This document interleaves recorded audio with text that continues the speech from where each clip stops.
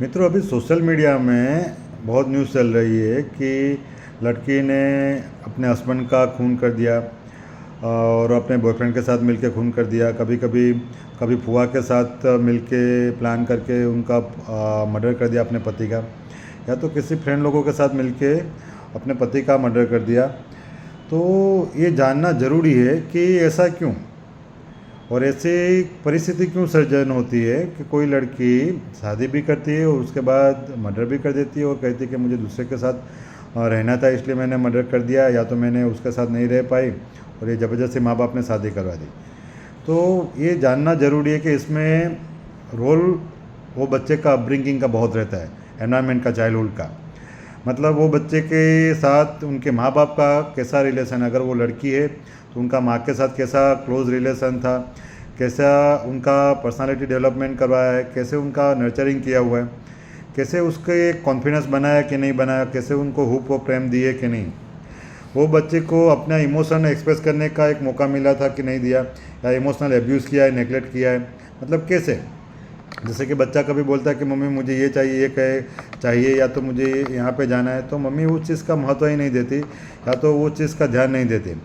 कभी बच्चा अगर मम्मी पापा को बोले कि पापा मुझे ये करना है, ये जाना है, या तो मुझे ये तकलीफ़ है, तो मम्मी पापा उसका ध्यान नहीं देते। और कभी कभी ऐसे लोगों के खुद की इमोशन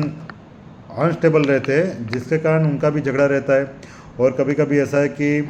ऐसे जो पेरेंट्स होते हैं वो खुद के इमोशन से भी अनअवेयर होते हैं। मतलब वो 30-40 के हो जाते हैं तभी भी उनका बिहेवियर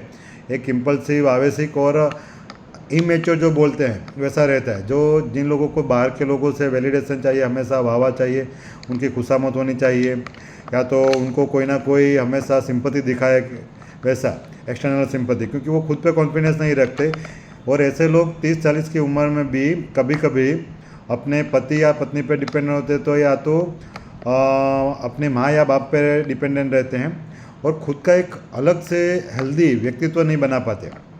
तो उसके कारण क्या होता है, उनको किसी ना किसी पे डिपेंड रहना पड़ता है, या तो माँ बाप पे या तो हस्बैंड पे। अगर मान लो कि कोई क्लोज रिलेशन वाले जो लोग होते हैं, अगर वो अपने बारे में, उनके बारे में, वीकनेस के बारे में बताते हैं, इंप्रूवमेंट करने का बताते हैं, तो वो लोग उनसे ही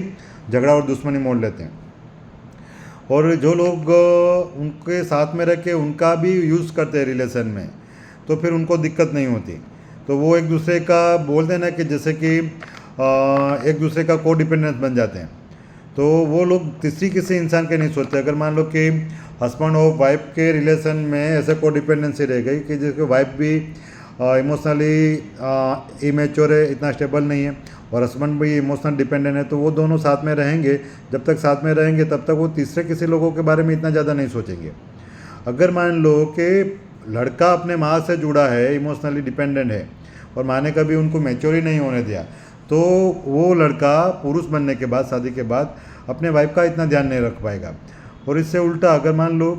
कि वाइफ या तो लेडी उसके माँ पे डिपेंडेंट है और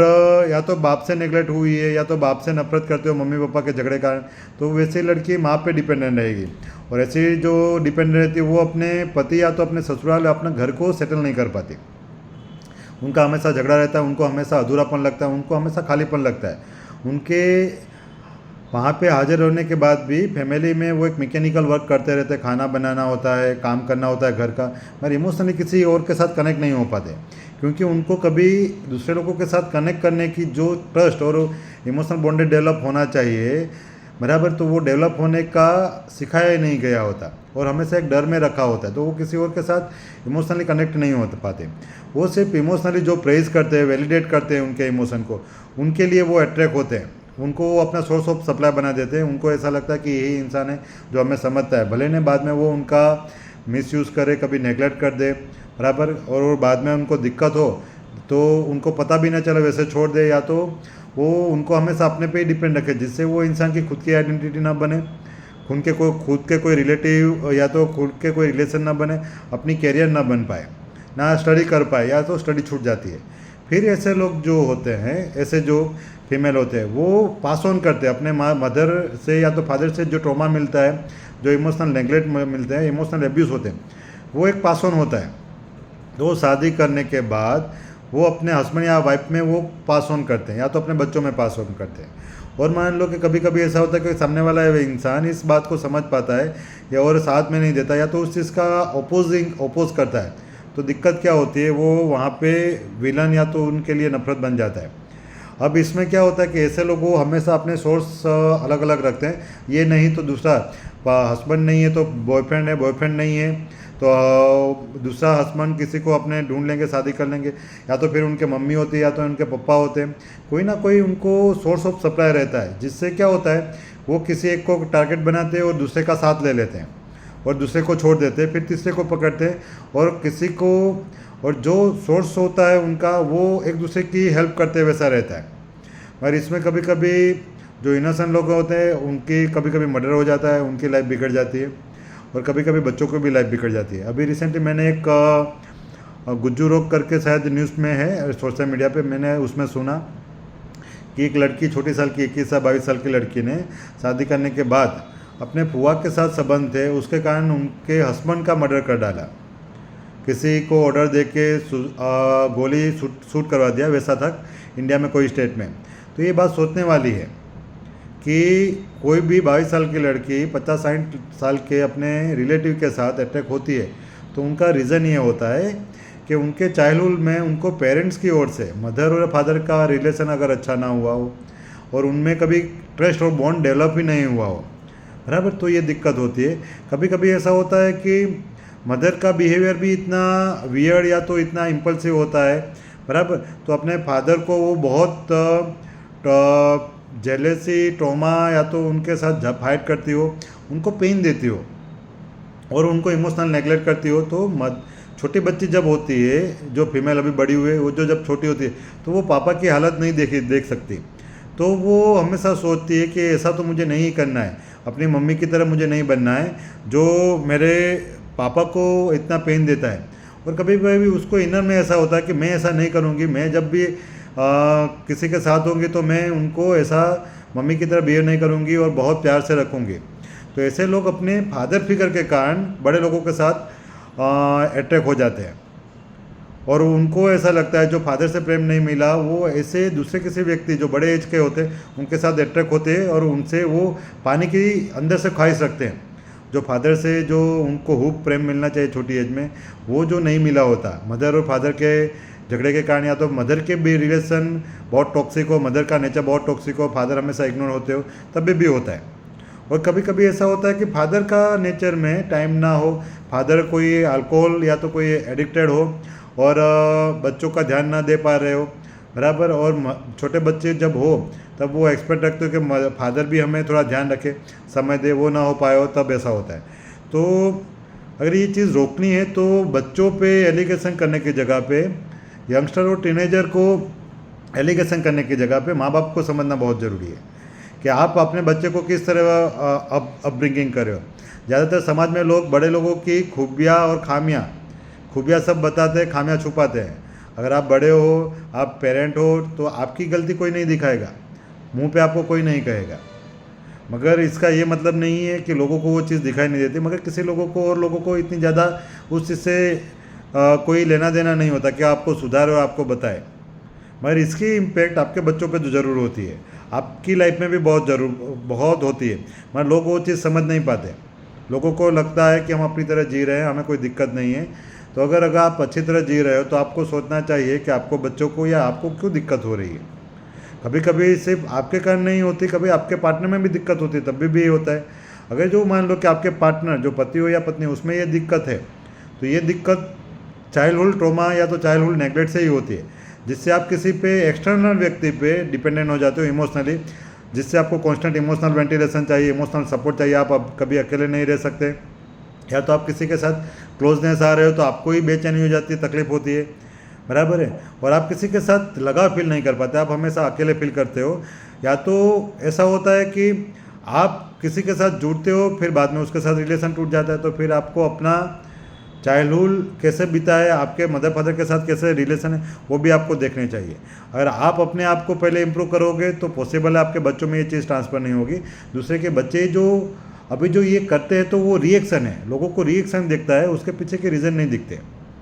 अगर रूट कोज जाए देखा जाए तो उसके रूट में मूड में क्या है, तो पेरेंटिंग का बहुत बड़ा रोल है। और पेरेंटिंग में पेरेंट का खुद का माइंडसेट और वही हेल्दी नहीं है,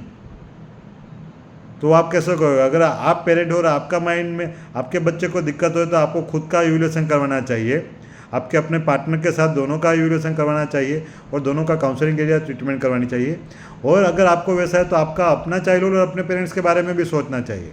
अगर आप ऐसा मानो कि आज मेरे बच्चे में दिक्कत हो रही है, वो व्यसन कर रहा है, सुसाइड कर रहा है, भाग गए किसी के साथ, बराबर पढ़ाई नहीं कर रहा, ये मस्ती कर रहा है, तो आपको अपने साथ साथ आपके पास की 3 पीढ़ी का भी इवैल्यूएशन कर लेना चाहिए कि उनका नेचर कैसा था, क्या जेनेटिक पास हुए, उनका नेचर अपब्रिंगिंग कैसा था, एनवायरनमेंट कैसा था, मेरा अपब्रिंगिंग कैसा हुआ था, वो सब कुछ जानना चाहिए। अगर आप वो जानोगे, आप वो चेंज करोगे, तो आप अपने बच्चों के लिए भी कुछ बेहतर कर पाओगे। नहीं तो आप वही चीज़ पास ऑन करेंगे, जैसे आप सफ़र कर रहे थे, फील कर रहे थे, वैसे आप अपने बच्चों में वो डाल रहे हो, तो वो नेगेटिव साइकिल रुकनी चाहिए। तो आप देखिए, बच्चों को ब्लेम करने से पहले, टीनेजर को ब्लेम करने से पहले आप अपने नेचर को समझिए, आप अपनी पर्सनालिटी को समझिए। क्या आप नार्सिसिस्टिक पर्सनालिटी तो नहीं रखते हैं ना, या तो बॉर्डरलाइन पर्सनालिटी नहीं रख रहे ना, या तो एंटी सोशल पर्सनालिटी आपकी खुद की तो नहीं है ना, या तो ट्रेड तो नहीं है ना, या तो आपके पेरेंट्स में कोई दिक्कत तो नहीं थी जिसके कारण आपको इतना नेग्लेक्ट कर दिया हो, या तो इमोशनली एब्यूज़ किया हो, या तो किसी और लोगों ने किया हो और आपका नेचर ऐसा बन गया हो चाइल्डहुड ट्रॉमा के कारण, तो आपको वो भी देखना चाहिए। या तो किसी फादर में मदर की किसी की डेथ हो गई जो ट्रॉमा हुआ हो, तो जिसके कारण आपके नेचर में, आपकी पर्सनालिटी में ये बदलाव आया हो, या तो पर्सनालिटी बनी हो जिसकी साइड इफेक्ट बच्चों पे हो रही हो। फिर बच्चे के क्या होता है कि जो बच्चे के एक्शन होते हैं वो दिखती है सबको। और आज के सोशल मीडिया और न्यूज़ में क्या होता है कि बच्चे के जो भी एक्शन, या तो टीनेजर के जो भी एक्शन होते हैं, वो मीडिया में फटाफट आ जाते हैं, मगर जो रूट कॉज होता है तो वहीं पे रह जाता है। क्योंकि माँ बाप तो ये चीज़ को शायद समझ भी नहीं पाते और एक्सेप्ट भी नहीं कर पाते। वो तो यही मानते हैं कि बच्चों ने ऐसा किया, काश हमारी परवरिश में दिक्कत हो गई होगी। परवरिश में दिक्कत होती है तो क्यों? मगर परिस्थिति के कारण, पैसों के कारण, कि फिर आपके पर्सनालिटी के कारण, वो भी जानना तो ज़रूरी है ना। तो आप ये चीज़ देखिए और ध्यान रखिए, क्योंकि लाइफ में सिर्फ आपकी लाइफ इम्पोर्टेंट नहीं है, आपकी जवाबदारी भी है, आपकी खुद की लाइफ के लिए भी, आपके बच्चों के लिए और आपकी फैमिली के लिए। कभी कभी अकेले लोग जो होते हैं, जिनके हस्बैंड पार्टनर गुजर गए होते हैं, या तो जो लोग अपने नेचर के कारण कोई लोग उनके साथ नहीं रहता, या तो कोई लोग इतने बहुत सीधे या तो सेल्फ डिपेंडेंट, वो अकेले रहते हैं। मगर जो अकेले होते हैं और मन में परेशान होते हैं, जो दूसरे पे डिपेंडेंट होते हैं, जिनको एक्सटर्नल वैलिडेशन चाहिए, इमोशनल सपोर्ट चाहिए, या कोई ना कोई बंदे का साथ चाहिए, वो छोटा हो, बड़ा हो, रिलेटिव हो, नॉन रिलेटिव या स्ट्रेंजर हो, बराबर। तो वैसे लोग किसी इंसान को अपने सोर्स ऑफ सप्लाई बना देता है। अब वो सोर्स ऑफ सप्लाई जिनको बनाता है वो भी उनकी तरह खालीपन रखता हो, इमोशनल एम्प्टी हो, तो वो एक दूसरे को इमोशनली फुलफिल करते हैं, जो बहुत सुपरफिशियल होते हैं, डीप लेवल पे उनका कोई ग्रोथ नहीं होता है। तो वैसे लोग एक दूसरे को जब इमोशनली फुलफिल करना स्टार्ट करते हैं, तो उनके साथ जो दूसरे लोग जुड़े होते हैं, उनकी लाइफ या उनकी फैमिली की बर्बाद हो जाते हैं। क्योंकि ये दो लोगों को जब तक एक दूसरे की नीड होती तब तक रहते हैं, बाद में वो भी नहीं रहते साथ में। वो जब दूसरा कोई अच्छा सोर्स ऑफ सप्लाई आ जाए तो वो बदल देते हैं एक दूसरे को भी, हेल्दी सपोर्ट नहीं होता उनका,